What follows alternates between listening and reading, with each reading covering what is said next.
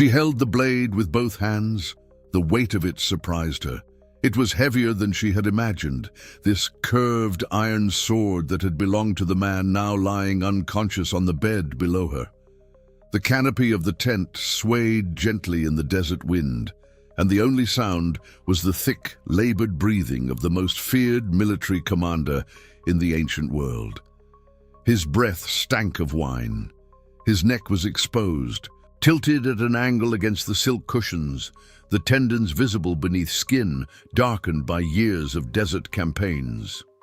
The oil lamps cast long shadows across the tent walls, and for a moment the shadows seemed to dance, as if the spirits of every nation he had burned were gathering to watch what would happen next.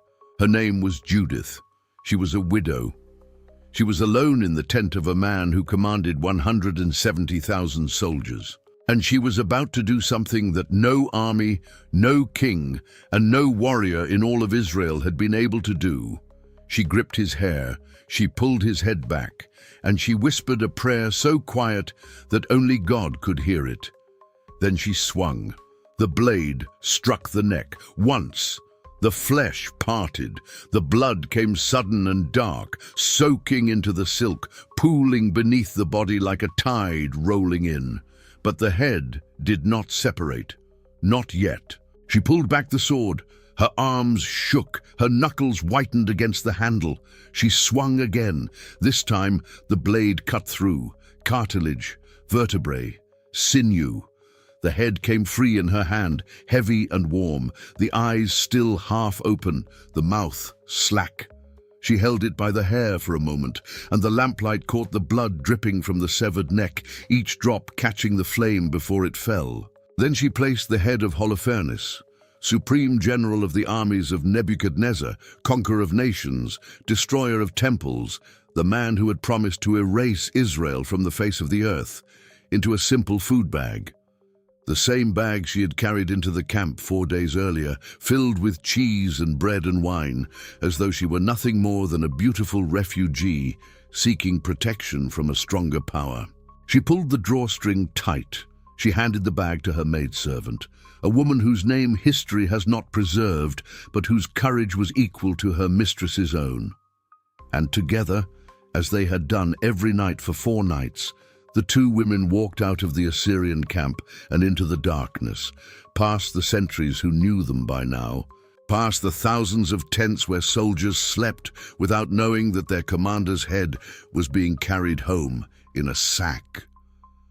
But to understand how this moment was possible, how a single widow accomplished what the combined armies of Israel could not, we must go back to the empire that produced the monster lying headless on that bed, back to the campaign that brought 170,000 killers to the doorstep of a town so small it barely appears on any ancient map, back to the 34 days of siege that brought an entire people to the brink of surrender and despair, back to the beginning.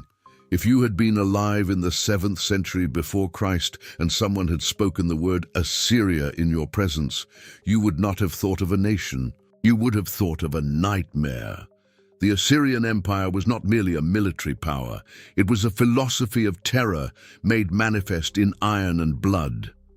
For 3 centuries, the Assyrians had perfected the art of conquest to a degree that no civilization before them had achieved and few after them would match. Their armies did not simply defeat their enemies, they annihilated them. They skinned captive kings alive and hung the skins on the walls of conquered cities as decoration. They impaled prisoners on stakes outside city gates, sometimes thousands at a time, arranging the stakes in rows so that approaching travelers would walk through corridors of the dying. They blinded men and cut off their ears, their noses, their lips, their hands, sending them back to their people as living messages of what resistance would cost. This was not cruelty for cruelty's sake. This was strategy. The Assyrians understood something that most ancient empires learned only through failure. Terror, applied consistently and visibly, was more efficient than battle. A city that had heard what happened to the last city that resisted would open its gates without a fight. A king who had seen the impaled bodies of the last king's court would pay tribute without being asked. The Assyrians did not merely conquer the ancient Near East, they traumatized it into submission. And at the height of this empire of horror stood a king who considered himself not merely a ruler, but a god, Nebuchadnezzar of Assyria. And here, a note for those who know their history well. The Book of Judith deliberately conflates historical figures and timelines in ways scholars have debated for centuries, placing a Babylonian name on an Assyrian throne, merging events separated by decades. But the narrative power of the story does not depend on its chronological precision. It depends on the truth beneath the history. The truth that when absolute power meets absolute faith, something extraordinary happens. Nebuchadnezzar had launched a war against the Medes to the east, and he had expected every vassal nation in his western territories to send soldiers, supplies, and tribute to support the campaign. He had sent envoys to every kingdom from the coast of the Mediterranean to the valleys of Mesopotamia. He had demanded obedience in the way that Assyrian kings demanded everything, with the implicit promise that disobedience would be repaid in blood. And the Western nations refused. If you grew up going to church, you may have heard the story of Judith presented as a simple tale of faith and courage, a woman who trusted God and defeated a monster. And it is that.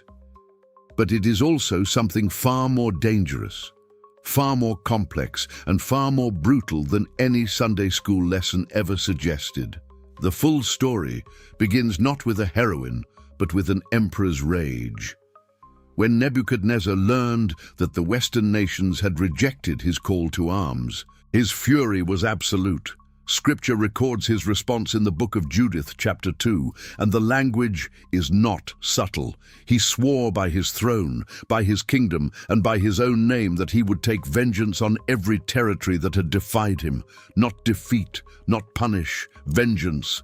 He swore that he would bring fire and sword to every coastline, every mountain, every valley that had dared to say no to the king who called himself the Lord of all the earth. And to execute this vengeance, he chose a man perfectly suited to the task. Holofernes, the chief captain of his armies, second only to the king himself. Holofernes was not merely a general, he was a weapon in human form. The text of Judith describes his appointment with an economy that barely conceals the horror of what is about to unfold. Nebuchadnezzar called Holofernes and gave him a single instruction that would reshape the map of the ancient world. March west. Destroy everything that resists. Let no nation stand that defied my word. Think about that for a moment. Not a targeted military campaign against a specific enemy, not a border dispute or a territorial claim. A blanket order of annihilation against every nation west of Mesopotamia that had failed to kneel when the king demanded it. This was not war. This was extermination dressed in armor. Holofernes assembled an army that Scripture records in terrifying specificity. 120,000 foot soldiers, 12,000 mounted archers on horseback, and behind them, a supply train so vast that the text compares the camp followers to locusts and the sand of the earth. The army's baggage train alone required thousands of camels and donkeys. The provision wagons stretched for miles behind the marching columns. When this force moved, the ground shook. When it stopped, it consumed the resources of entire regions within days. The ancient historian's eye for numbers gives us the scale. This was not merely an army. It was a mobile civilization of destruction.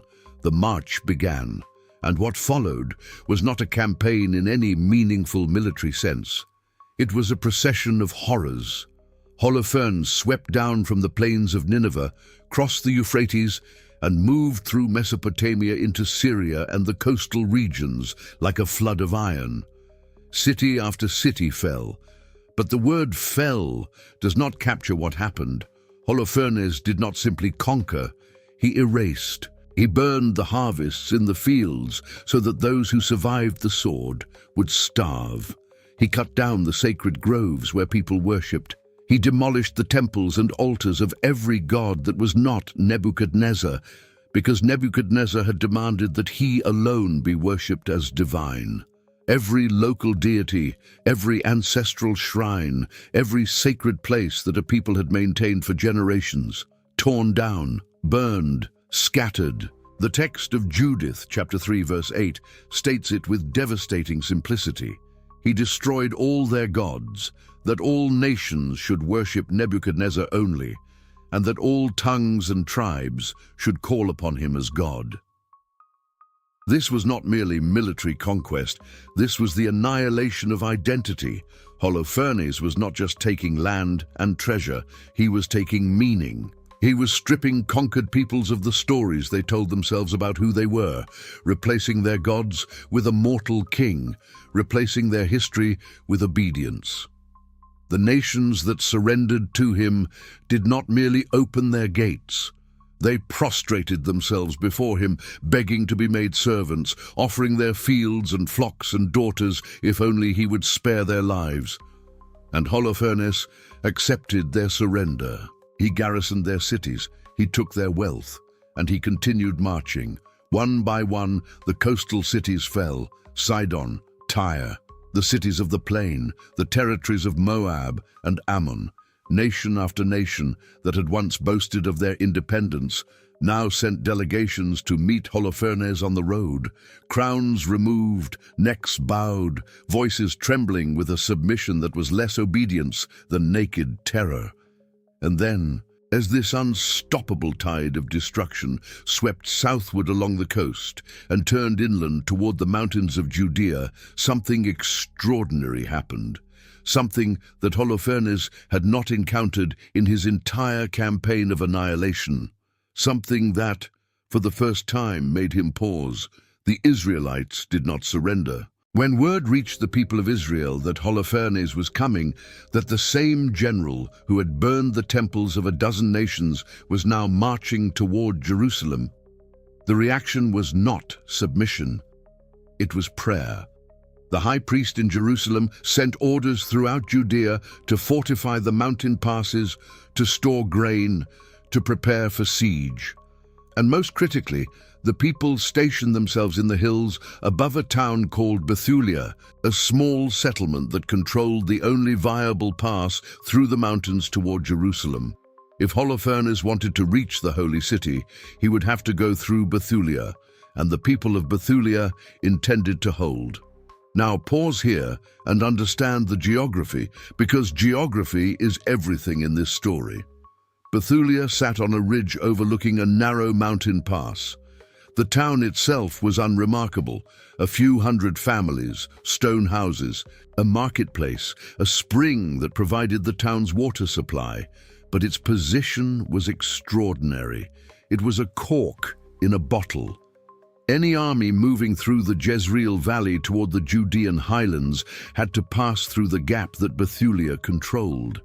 And in the ancient world, a fortified position on high ground could hold against a force many times its size, as long as the defenders had water, food, and the will to fight. Holofernes arrived at the valley below Bethulia with his full army, 170,000 soldiers, when the Allied forces were included, 12,000 cavalry, siege engines, supply wagons, camp followers, and support troops stretching across the plain as far as the eye could see.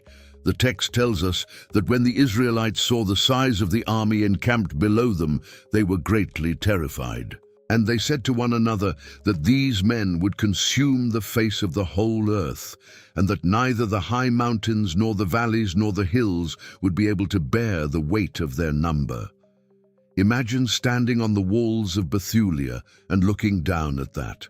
A town of perhaps 2,000 or 3,000 people looking down at an ocean of tents, an ocean of fires, an ocean of soldiers whose reputation for brutality preceded them like a shockwave.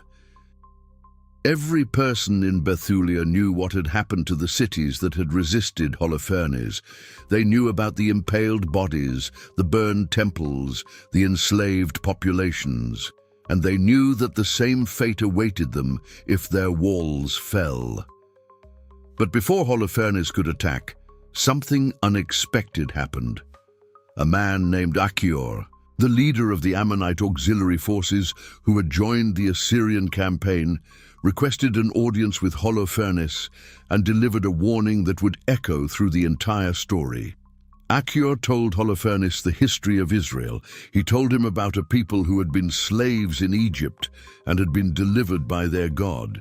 He told him about the Red Sea and the wilderness and the conquest of Canaan.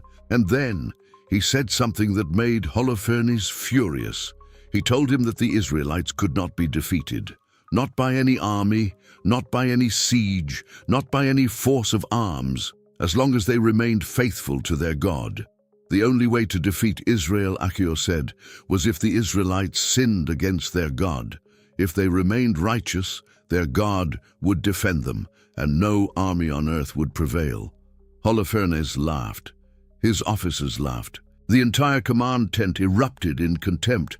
"Who is God?" Holofernes demanded, "except Nebuchadnezzar."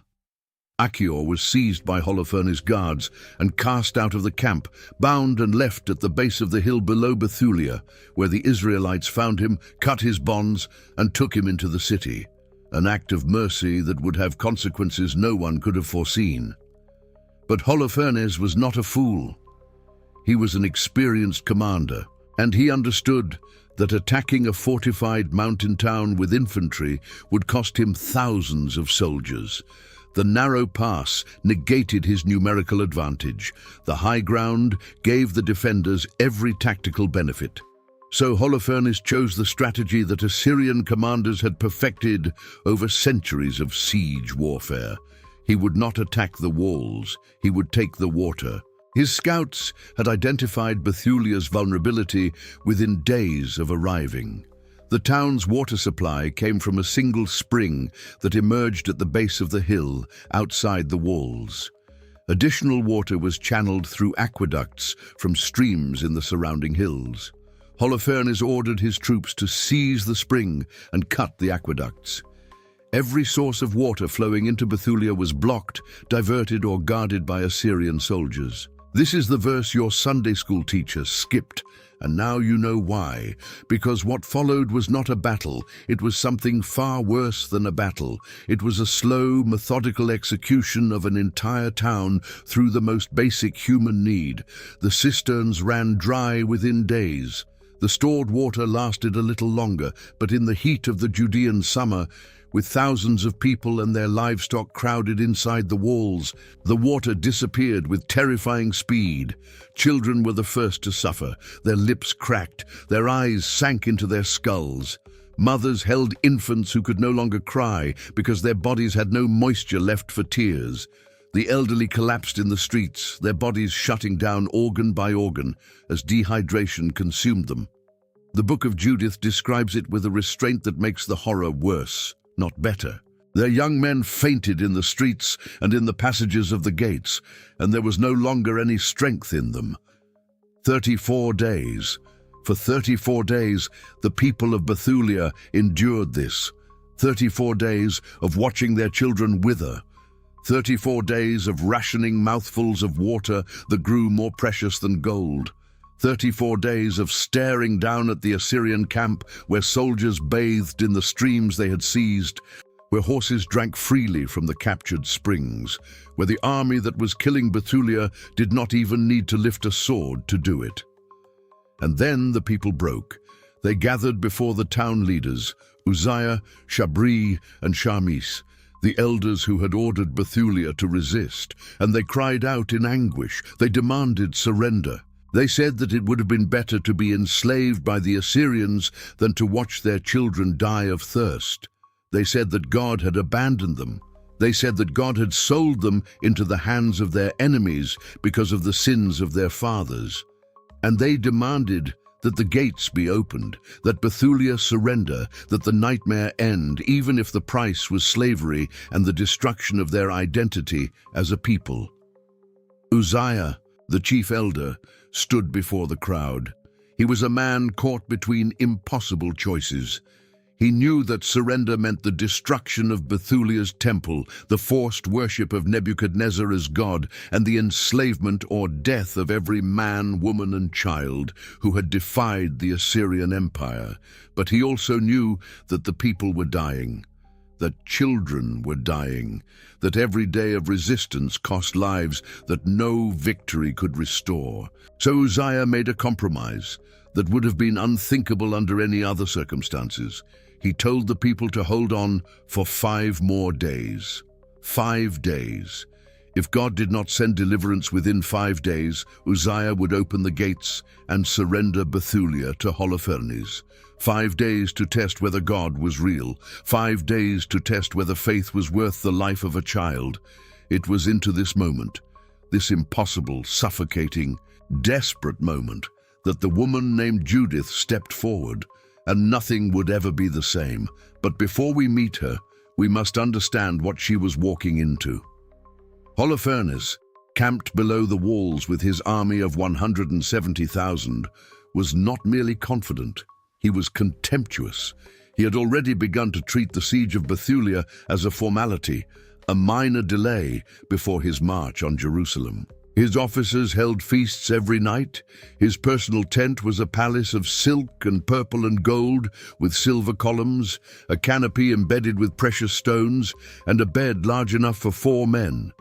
The general who had been sent to punish the Western nations for defying Nebuchadnezzar was now treating the slow death of Bethulia as entertainment, something to observe from the comfort of his campaign tent while servants poured his wine and slaves fanned the desert heat from his face.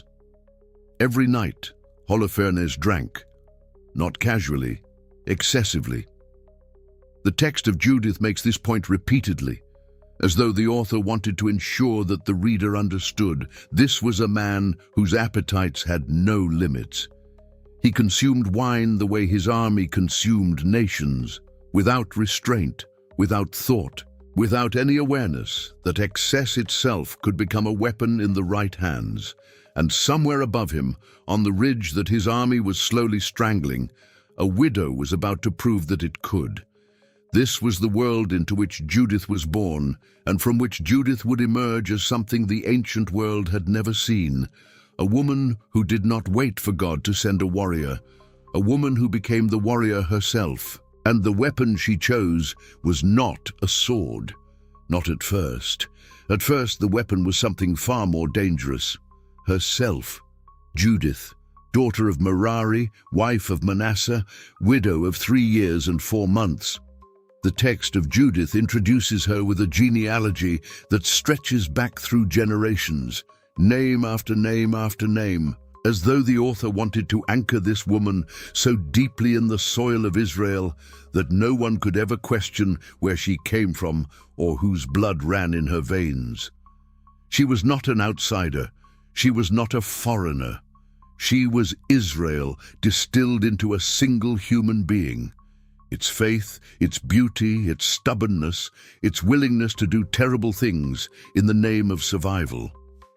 Her husband Manasseh had died during the barley harvest, struck down by heat stroke while overseeing the binding of sheaves in the fields, a mundane death, an ordinary death, the kind of death that carried no glory and left no story behind it, only a woman standing at the edge of a grave with the rest of her life stretching out before her like an empty road. And Judith had chosen to walk that road in a particular way. For 3 years and 4 months, she had lived in mourning. Not the performative mourning of wealthy widows who wore black for a season and then remarried for convenience, but a mourning that was itself a form of worship. She had constructed a tent on the roof of her house, a private space, separate from the world below, and she had lived there in sackcloth against her skin, fasting every day except the Sabbath and the holy festivals. She had the wealth to live in comfort. Manasseh had left her gold, silver, servants, livestock, and land. She was, by every material measure, one of the wealthiest women in Bethulia, but she had chosen austerity. She had chosen discipline. She had chosen a life stripped of every luxury except the one luxury that no siege could take from her, her relationship with God. And it was this, not her beauty, not her wealth, not her courage, that made her dangerous. The text describes her in a verse that reads like a warning, disguised as a compliment. Judith, chapter 8, verses 7 and 8. She was beautiful in appearance and very lovely to behold. And moreover, there was no one who spoke an ill word of her, for she feared God greatly, beautiful, pious, wealthy, respected, and feared God greatly. In the ancient world, a woman who possessed all of these qualities simultaneously was not an object of admiration. She was a force of nature. She was the kind of woman that men could not categorize and therefore could not control. When Judith heard what Uzziah had done, that he had given God a deadline, 5 days to deliver Bethulia or the gates would open, her reaction was not despair. It was fury. She summoned the elders of Bethulia to her rooftop tent, and she spoke to them with an authority that the text makes no effort to soften or qualify. She did not ask permission to speak. She did not defer to their authority. She rebuked them. "Who are you," she said, "to put God to the test? Who are you to set a day for the mercy of the Lord and to cut short his time according to your own judgment? You cannot plumb the depths of the heart of man, nor find out what he is thinking.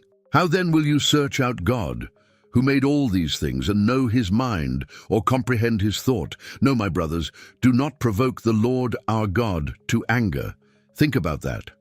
A widow speaking to the male elders of a besieged town, telling them that they were wrong. Not suggesting, not hinting, telling. In a culture where women's voices were rarely recorded in scripture and almost never recorded in the act of correcting male leadership, Judith's speech is a thunderclap. She was not asking for a seat at the table. She was overturning the table. But Judith did not stop at rebuke. If she had, she would be remembered as a prophet, not a warrior. What she did next is what separates her from every other woman in the biblical narrative, except perhaps Jael, whose story mirrors Judith's in ways that the ancient authors clearly intended. She told the elders that she had a plan. She did not tell them what it was. She told them only that God would deliver Israel by her hand, and that they must not ask questions. They must simply open the gates for her that night and let her go. And here, something remarkable happens in the text. The elders agreed. They did not argue. They did not overrule her. They did not insist on knowing the plan or sending soldiers to protect her. They looked at this woman, this widow who had spent 3 years in prayer and fasting, who had never spoken an ill word, who feared God with an intensity that even the elders recognized as something beyond their own. And they stepped aside. They trusted her, not because they understood what she was about to do, but because they understood what she was. Now, if you have only heard this story in its simplified version, brave woman kills bad general, you have missed what makes it extraordinary. Because what Judith did next was not an act of impulsive courage.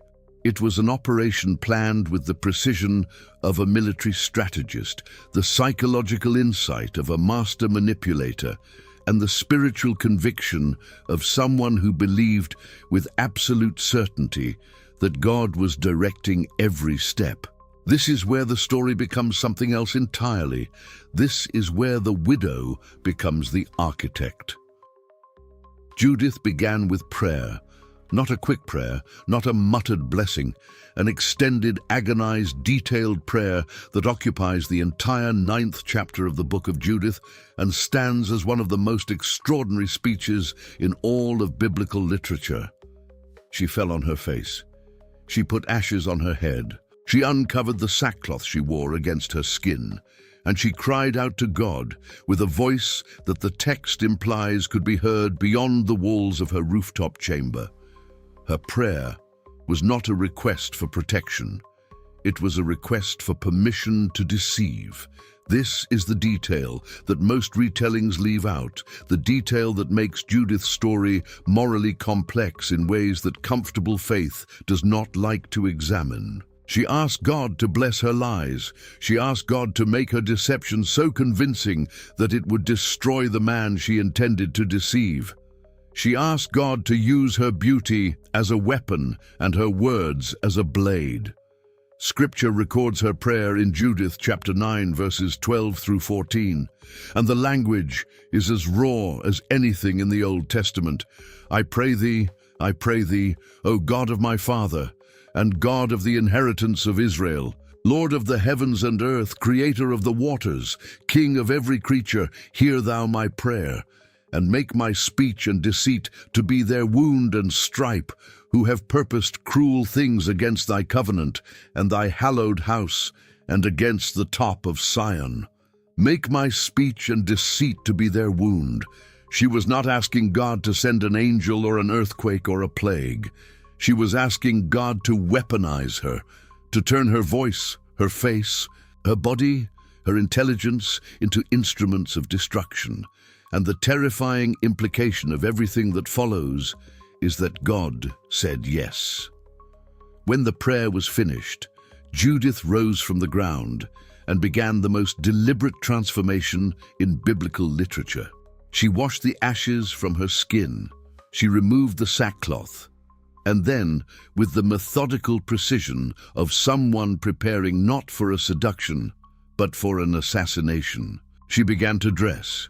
This is the competence, this is the craft, and the text lingers on every detail as though the author understood that what Judith was doing in this moment was as important as what she would do in the tent of Holofernes. She bathed her body with water. She anointed her skin with rich ointment. She braided her hair and placed a turban upon it.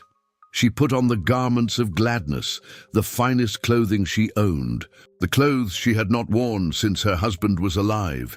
She put on anklets, bracelets, rings, earrings, every piece of jewelry she possessed. She adorned herself, the text says, to entice the eyes of all men who might see her. Now think about what this means.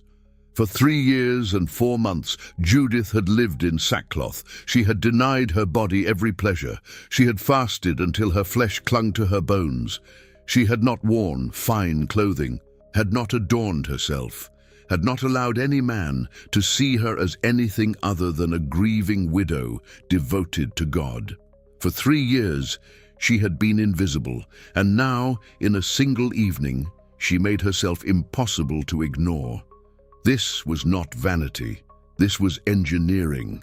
Judith understood something about the male gaze that modern psychology would not formally articulate for another 2.5 millennia. She understood that a woman who conceals her beauty and then suddenly reveals it creates an impact exponentially greater than a woman who is always beautiful. She understood that the contrast between the widow in sackcloth and the woman in silk and gold would be so overwhelming, so disorienting, that it would disable the critical judgment of any man who encountered it. She was not merely making herself attractive. She was making herself a weapon of cognitive disruption. She packed a bag, and here again the details matter. She packed parched corn, dried figs, bread, cheese, and a bottle of wine. Ritually clean food. Food that she could eat without violating Jewish dietary law. Food that gave her a reason to refuse to eat at Holofernes' table. Food that created the excuse she would need to leave the camp every night for prayer. Every item in that bag served a double purpose: sustenance and strategy, nutrition and narrative. She was building her cover story, one fig, one piece of bread at a time. She also packed an empty bag, the bag that would carry the head home. While Scripture does not tell us that Judith knew precisely how the night would end, the empty bag suggests otherwise. She did not pack it for food. She did not pack it for clothes. She packed it because she knew, with the cold clarity of someone who has spent 3 years in conversation with God, exactly what she was going to bring back through the gates of Bethulia. Judith and her maidservant left the city at nightfall. The gates opened for them, as the elders had promised. The 2 women descended the hill in the darkness, 2 figures moving through the night toward 170,000 sleeping soldiers and the man who commanded them all. They were stopped by an Assyrian patrol almost immediately. Sentries materialized from the darkness, spears leveled, torches held high to illuminate the faces of whoever was approaching the camp at this hour, and this was the first test of Judith's plan. The first moment when her speech and deceit would either save her life or end it. She told them she was a Hebrew woman fleeing from the city. She told them that Bethulia was about to fall. She told them that she had information for their general. Intelligence about when and how the Israelites would collapse. Intelligence that would allow Holofernes to conquer not just Bethulia, but all of Judea without losing a single soldier. She told them, in other words, exactly what they wanted to hear. And then the text records something that reveals just how devastating Judith's physical transformation had been. 100 soldiers were chosen from the patrol to escort her to Holofernes' tent. 100 men pulled from their posts, their duties abandoned because they could not stop looking at her. The text states it plainly in chapter 10. Her beauty of face astounded them, and they marveled at her beauty and admired the children of Israel because of her. They did not suspect her. They did not question her story. They saw her face, and they believed everything she said. This is the power that Judith had cultivated through 3 years of invisible discipline. Not merely beauty, which is common, but the weaponization of beauty. Beauty deployed at the precise moment, in the precise context, with the precise narrative to bypass every defense that a military commander could construct.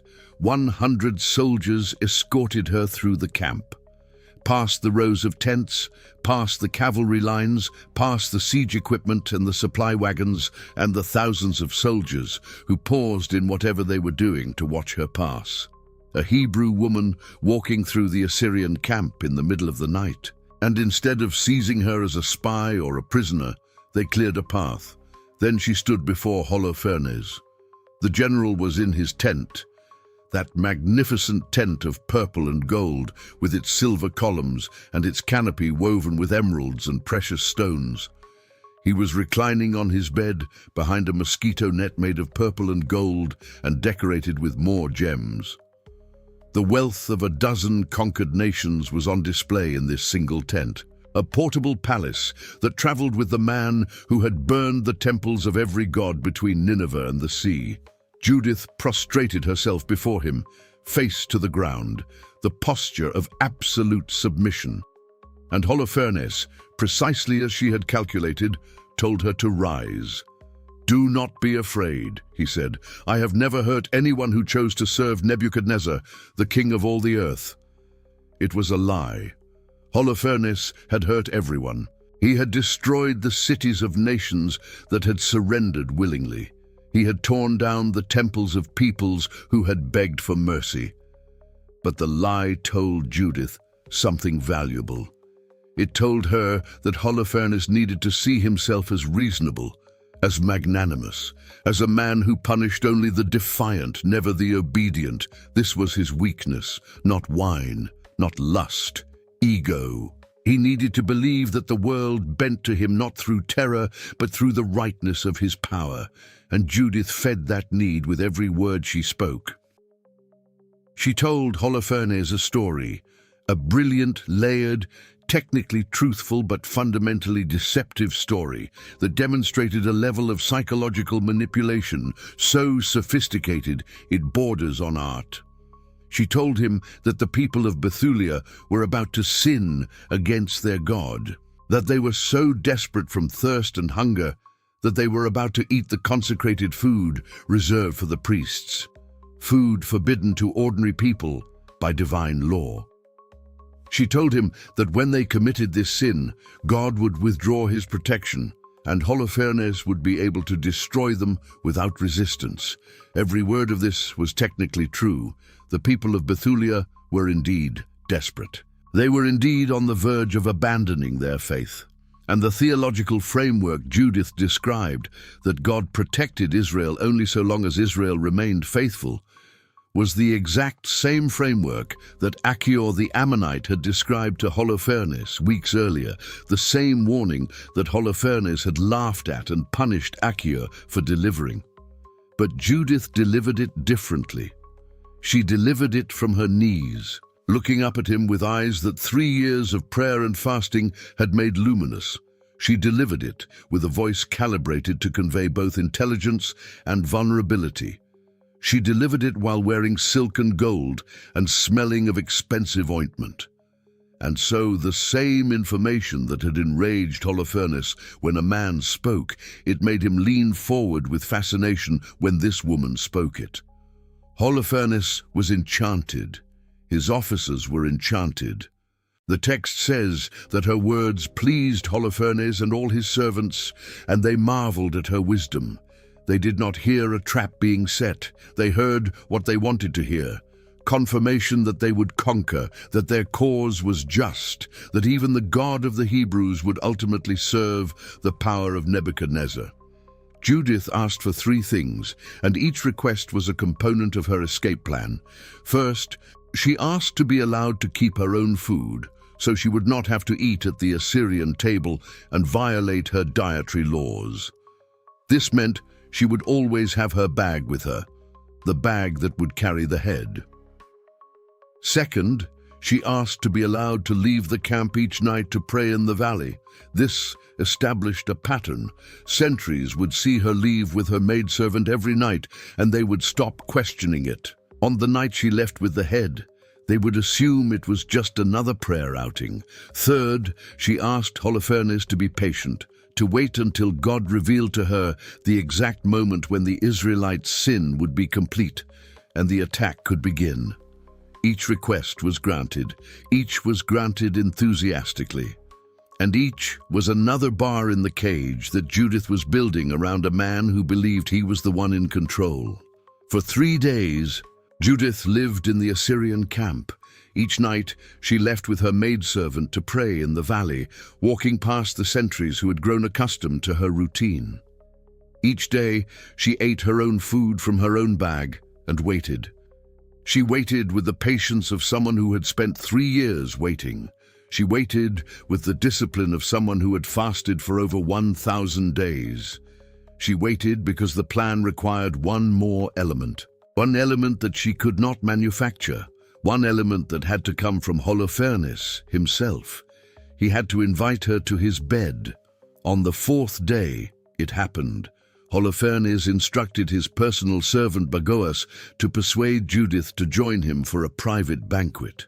Bagoas approached her with honeyed words that the text records with devastating irony. Let not this fair damsel fear to come to my lord, and to be honored in his presence, and drink wine, and be merry with us, and be made this day as one of the daughters of the Assyrians who serve in the house of Nebuchadnezzar. As one of the daughters of the Assyrians, the servant was telling her, in the coded language of the ancient Near East, exactly what Holofernes intended. This was not an invitation to dinner. This was an invitation to become a concubine, to surrender her body to the general, the way the Western nations had surrendered their cities, to be consumed. And Judith said yes. She said yes, because this was the moment she had been building toward. Every prayer, every night walk, every carefully chosen word had been constructing the architecture of this single evening. She dressed again. She laid out the sheepskins her maidservant carried and reclined opposite Holofernes at his private table. The text of Judith chapter 12, verse 16, records the moment with a precision that reveals everything. Now when Judith came in and sat down, Holofernes' heart was ravished with her, and his mind was moved, and he desired greatly her company. For he waited a time to deceive her from the day that he had seen her. He waited a time to deceive her. The irony is breathtaking. Holofernes believed that he was the predator. He believed that he had been manipulating this woman since the moment she arrived, tolerating her prayers, indulging her dietary restrictions, giving her freedom of movement, all as a strategy to seduce her. He had been patient for 4 days, restraining his appetites, playing the role of the gracious conqueror. And now, on the 4th night, he believed his patience was about to be rewarded. He had no idea that every single element of his seduction had been designed by the woman sitting across from him. That the 4 days of waiting had not been his choice but hers. That the routine she had established with the sentries was not about prayer but about escape. That the bag she carried everywhere was not for food but for his head. And then Holofernes drank. He drank more wine that night, the text tells us, than he had ever drunk in any one day since he was born.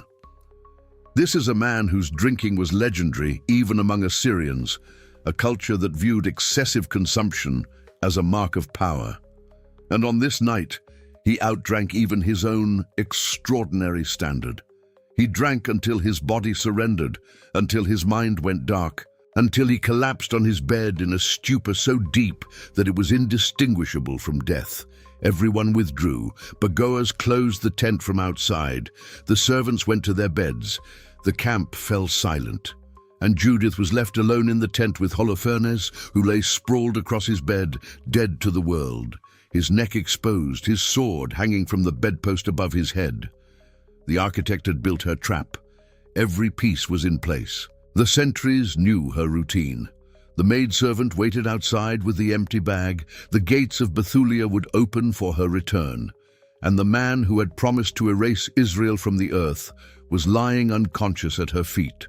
Undone, not by an army or a miracle, but by a widow's patience, intelligence, and faith. Now all that remained was the blade. The tent was silent. The oil lamps burned low, their flames barely moving in the still air, casting a dim amber glow across the silk walls and the silver columns and the canopy of purple and gold that hung above the bed where Holofernes lay. Outside, the camp of 170,000 soldiers slept. Somewhere beyond the perimeter, sentries walked their rounds in the darkness, their eyes turned outward toward the hills, watching for an Israelite attack that would never come. They were looking in the wrong direction. The threat was already inside the camp. The threat was standing 3 feet from the bedpost. Judith stood beside the bed. She looked down at the man who had burned the temples of a dozen nations, who had impaled prisoners on stakes and left them to die in the sun, who had cut off the water to Bethulia and watched from his tent of silk while children died of thirst. He was snoring. His mouth was open. Wine stained his beard. His neck was tilted back against the cushions at an angle that exposed the full length of his throat. The muscles relaxed, the veins visible in the lamplight. She moved to the bedpost. Hanging from a hook at the head of the bed was his sword. His fauchion, the text calls it, a curved blade of Assyrian iron designed for close combat, weighted toward the tip for maximum cutting force. This was not a ceremonial weapon. This was a weapon that had ended lives. The edge was sharp, the handle was worn smooth by years of use. When Judith lifted it from the hook, the weight settled into her hands with a finality that she must have felt in her bones. She approached the bed. She reached down and took hold of his hair, thick, dark, oiled in the Assyrian fashion, and she gripped it with her left hand, pulling his head back to expose the full width of his neck. The tendons stretched, the skin pulled taut. And then Judith, standing in the tent of the most powerful general in the ancient world, alone with a sleeping monster and a borrowed blade, spoke directly to God. The words are recorded in Judith chapter 13, verse 7. She came close to his bed and took hold of the hair of his head and said, "Strengthen me, O Lord God of Israel, this day." 7 words. Strengthen me, O Lord God of Israel. This day, not tomorrow, not in the abstract. This day, this moment, this breath, this swing. She struck. The blade cut into the neck on the right side, biting through skin and muscle and the external jugular vein. Blood erupted immediately, dark, arterial, pumping with each heartbeat even in his unconscious state. The blade met resistance at the vertebrae.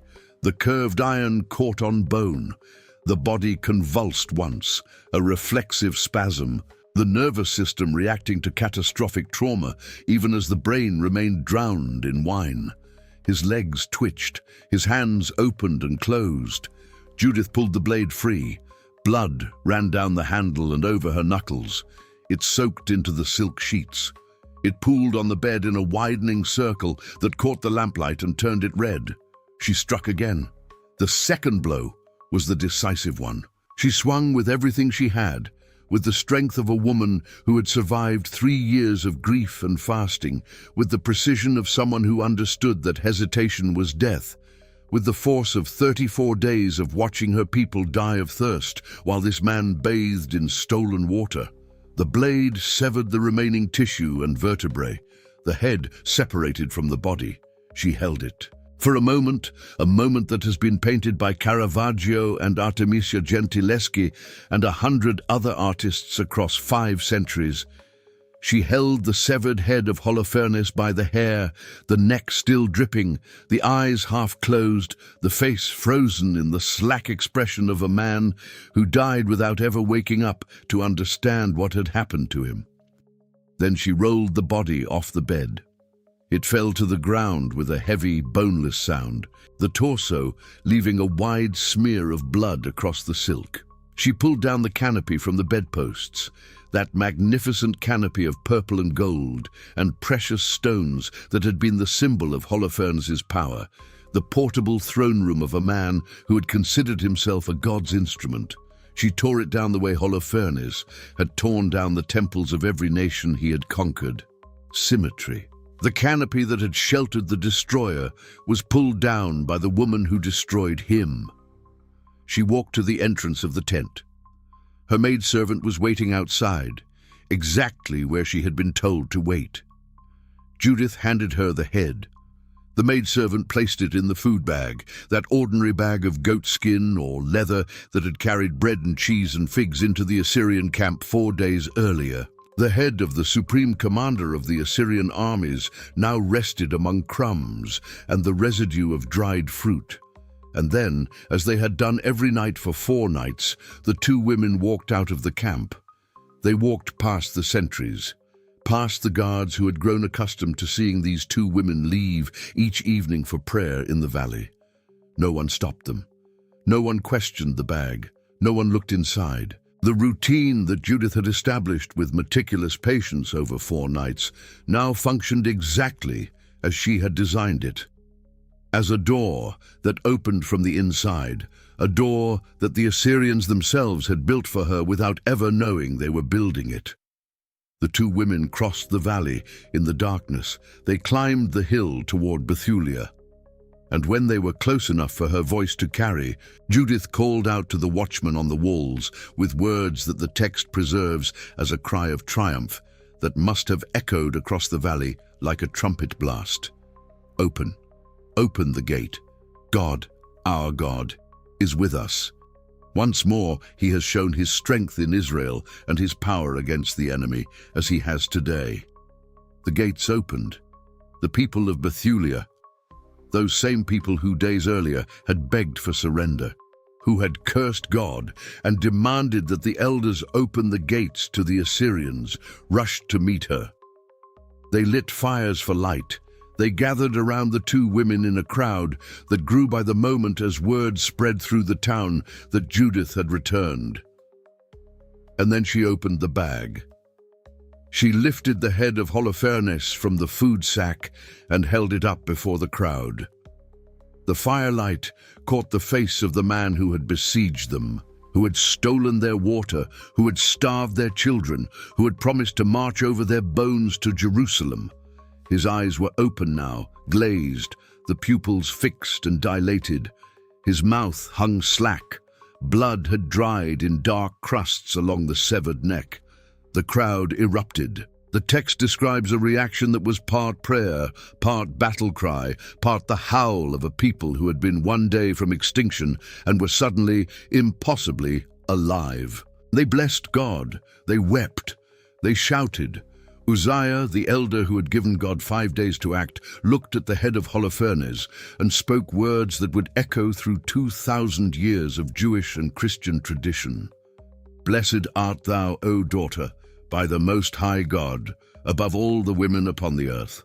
And blessed be the Lord God, who created the heavens and the earth, who directed thee to the cutting off of the head of the chief of our enemies. Blessed art thou above all the women upon the earth." In the Christian tradition, these words would later be echoed, nearly verbatim, by the angel Gabriel to Mary, the mother of Jesus. The connection is not accidental. The early church saw in Judith a prefiguration of Mary, a woman through whom God delivered his people, not through armies or miracles of nature, but through the courage and obedience of a single human being. But the story was not over. Judith had killed the general. Now she had to destroy the army. And this is where Judith proved that she was not merely brave, she was brilliant. She had not simply assassinated a man, she had engineered the total collapse of a military force that outnumbered her people by a factor of 100 to 1. She gave orders, not suggestions, orders. She instructed the men of Bethulia to take the head of Holofernes and hang it from the highest point on the city wall, where the Assyrian soldiers in the valley below would see it at first light. Then she ordered every able-bodied man in Bethulia to arm himself and march in formation down the hill toward the Assyrian camp at dawn, not to attack, but to be seen, to create the appearance of a force preparing for battle. This was the final component of the plan, a plan that had begun with prayer and ashes, that had moved through transformation and deception, through 4 nights of patience and 1 moment of brutal violence, and now culminated in one last act of psychological warfare, the bluff, because Judith understood what would happen when the Assyrians saw the Israelites marching toward them. They would not prepare to fight. They would run to their commander's tent to wake him, and when they entered the tent, dawn broke. The men of Bethulia appeared on the hillside, armed and arrayed for battle. Just as Judith had predicted, the Assyrian sentries sounded the alarm and ran to report to their officers. The officers ran to the tent of Holofernes. Bagoas, his personal servant, stood outside the tent and clapped his hands, the customary way to rouse his master without entering uninvited. No response, he clapped again. Silence, he called out. Nothing. Bagoas entered the tent. The text of Judith chapter 14, verse 18, describes the moment with the understated horror that characterizes the best writing in the biblical Apocrypha. He found Holofernes cast upon the floor dead, and his head was taken from him, cast upon the floor, headless, the canopy torn down, the bed soaked in blood that had gone brown overnight, the most feared military commander in the Western world dead on the ground of his own tent, killed not by a soldier or an assassin, but by a woman who had walked in carrying a bag of cheese and walked out carrying his skull. Bagoas screamed. The text says he cried with a loud voice, with weeping and groaning and a mighty cry. He tore his garments. He ran to the tent where Judith had been staying and found it empty. And then the full weight of what had happened crashed down upon him. She has done it. One Hebrew woman has brought shame upon the house of Nebuchadnezzar. Behold, Holofernes lies upon the ground without a head. When the officers heard these words, they tore their coats. Their minds were struck with fear and trembling. And then, exactly as Judith had designed, panic swept through the camp like fire through dry grass. Think about what was happening in the minds of those 170,000 soldiers at that moment. Their commander was dead, not killed in battle, which they could have understood, not killed by an opposing army, which they could have avenged, killed by a single woman, in his own tent, while he slept, while the camp was fully secured. While sentries guarded every approach, if one woman could walk into the most protected tent in the camp and walk out with the general's head in a bag, then nothing was safe. No tent was secure, no sentry could be trusted, no one could sleep without wondering if a blade was already descending. The Assyrian army did not fight, it ran. 170,000 soldiers, 12,000 cavalry, the most powerful military force in the ancient Near East, scattered in every direction. They fled through the valleys and along the roads and across the plains, abandoning their siege equipment, their supply wagons, their treasure, their weapons, everything. The text of Judith, chapter 15, describes the route in terms that make the scale clear. The Israelites pursued them for days, harrying the fleeing soldiers through the hill country, and every town and village in the region sent out men to join the pursuit. The army that had been positioned to destroy Israel was itself destroyed, shattered by panic into fragments that were hunted down across the countryside. And there, in the middle of this collapse, another moment of extraordinary narrative symmetry.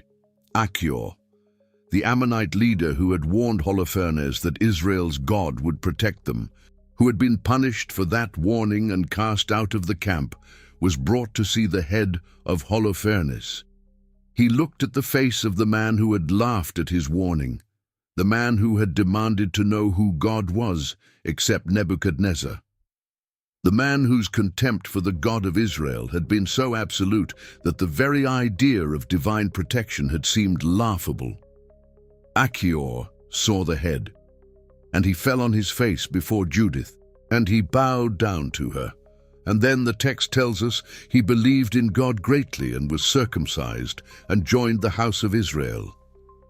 The Ammonite who had tried to save the Assyrian general from his own arrogance ended by abandoning his own gods and embracing the God who had sent a widow with a food bag to do what no army could do. The plunder was extraordinary. For 30 days, the Israelites stripped the Assyrian camp. Gold, silver, weapons, clothing, livestock, siege equipment. The wealth that Holofernes had accumulated from the conquered nations of the West now passed into the hands of the people he had tried to starve into submission. Judith herself was given the personal possessions of Holofernes: his tent, his silver, his beds, his dishes, all his furniture. The woman who had lived in sackcloth for 3 years now owned the portable palace of the most feared man in the ancient world. And then Judith did something that may be the most remarkable act in the entire story. She went to Jerusalem. She led the women of Israel in a procession of triumph, branches in their hands, olive wreaths on their heads. The men followed in armor and garlands. They went to the temple, and Judith dedicated all of the plunder of Holofernes to God. Every piece of gold, every silver dish, every precious stone from the canopy she had torn down. She kept nothing. She gave it all away. The Song of Judith, recorded in chapter 16, is a hymn of thanksgiving that ranks among the great victory songs of biblical literature, standing alongside the Song of Miriam after the Red Sea and the Song of Deborah after the defeat of Sisera. "The Lord Almighty has foiled them by the hand of a woman," she sang, "for their mighty one did not fall by the hands of the young men, nor did the sons of the Titans strike him down, nor did tall giants set upon him. But Judith, the daughter of Merari, undid him with the beauty of her face, undid him with the beauty of her face, not with an army, not with a miracle, with a face and a mind and a faith so absolute that it became indistinguishable from courage." And then Judith went home. The text records her final years with the same economy that characterizes the rest of the book. She returned to her estate in Bethulia. She freed her maidservant, that unnamed woman whose courage had been equal to her own, who had waited outside the tent and carried the head and walked past the sentries without trembling. Judith lived to be 105 years old. She never remarried. though many men desired her. She lived alone, in prayer, on the same estate where Manasseh had died in the barley field, and when she died, all Israel mourned her for 7 days. And for as long as she lived, and for many years after her death, Scripture tells us, no one ever again dared to threaten the people of Israel.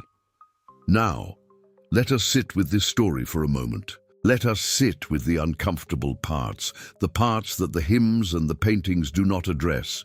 Judith lied. She walked into the Assyrian camp and told a series of deliberate falsehoods designed to manipulate a man into trusting her so that she could kill him. She violated the ancient code of hospitality, the same code that Holofernes had violated by turning his camp into a trap, yes, but a violation nonetheless.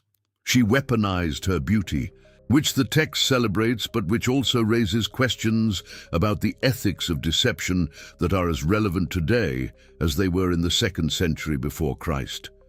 And she beheaded a man in his sleep, not in battle, not in self-defense in the immediate sense. She walked into his tent with a plan to kill him, waited until he was unconscious, and cut off his head. In any modern legal framework, this would be premeditated murder. In the narrative of the book of Judith, it is divine justice.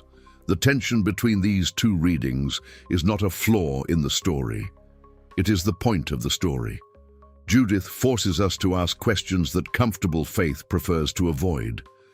Is deception justified when it saves a nation? Is violence justified when the alternative is extermination? Is it possible for an act to be simultaneously a sin and a deliverance? The book of Judith does not answer these questions. It presents them with unflinching clarity and then leaves the reader to wrestle with the silence. This is why the story of Judith has haunted Western art for over 2,000 years. Not because it is a simple story of good versus evil, because it is a story that refuses to be simple. Caravaggio painted Judith in 1599, a young woman whose face shows more revulsion than triumph as she cuts through the neck of a man whose eyes are wide with the shock of waking up to his own death. Artemisia Gentileschi painted the same scene in 1612 and again in 1620, and in her versions, Judith is not revolted, she is focused, she is working, her sleeves are rolled up, her muscles are engaged, she is doing a job that must be done, and she is doing it with the grim competence of someone who has made peace with what the job requires. Art historians have noted that Gentileschi, who was herself the survivor of a rape, may have seen in Judith something deeply personal. The image of a woman who refuses to be a victim, who takes the tools of violence away from the men who wield them and turns those tools back on their owners. 3,000 years after Judith walked into the tent of Holofernes, her story continues to ask the same question it asked in the dusty streets of Bethulia. When the powerful crush the powerless, when armies besiege cities and cut off their water and watch children die, when every legitimate avenue of resistance has been exhausted and the only options remaining are surrender or something terrible. What is a person of faith supposed to do? The book of Judith answers, whatever God requires, even if it means carrying a head home in a bag. The story of Judith was not included in the Hebrew Bible or the Protestant Old Testament. It exists in the Catholic and Orthodox canons as a deuterocanonical book, one of the texts that Protestants call the Apocrypha. This means that for millions of Christians, the story of Judith is literally a hidden chapter.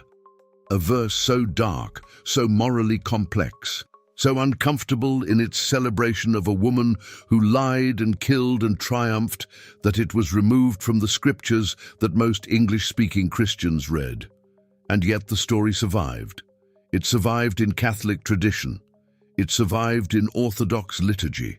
It survived in the paintings of the Renaissance and the Baroque, where Judith, with the head of Holofernes, became one of the most frequently depicted scenes in all of Western art. It survived because the story is too powerful to suppress, Too true, not in its historical details, which scholars have debated for centuries, but in its emotional and spiritual truth, to be forgotten. Judith tells us that faith is not passive, that prayer is not an alternative to action, but a preparation for it, that God's instruments are not always armies and angels and earthquakes. Sometimes the instrument is a widow with a bag and a blade, walking alone into the camp of the enemy, because no one else will go. Sometimes the darkest verse is the one that saves you. And sometimes the hand that delivers justice belongs to a woman that the powerful never saw coming.